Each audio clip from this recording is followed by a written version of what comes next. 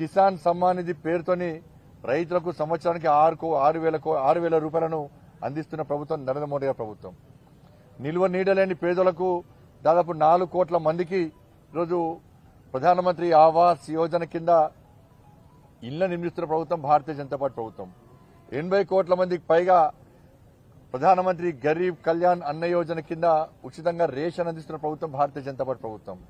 Smart cities గాని, national highways గాని, railways గాని, గ్రామీణ సడక్ యోజన గాని, గ్రామ పంచాయతీలకు నిధులు గాని, కార్పొరేషన్లకు మున్సిపాలిటీ నిధులు గాని, ఇవన్నీ కూడా కేంద్ర ప్రభుత్వము ఇవాళ ఆయా రాష్ట్రాల అభివృద్ధికి, తద్వారా ఈ దేశాన్ని అభివృద్ధి అని చెప్పి దృఢ సంకల్పంతో ముందుకు సాగుతున్న తరుణంలో ఈ యాత్ర ద్వారా ఇంకా ప్రజలకు చేరుకోవాలి, ప్రజలకు అన్ని విషయాలు తెలియాలని చెప్పే ఉద్దేశంతో ఈరోజు ఈ 5 రాష్ట్రాల్లో ఈ యాత్రను ప్రారంభించడం. తప్పకుండా ప్రజలందరూ కూడా లబ్ధిదారులు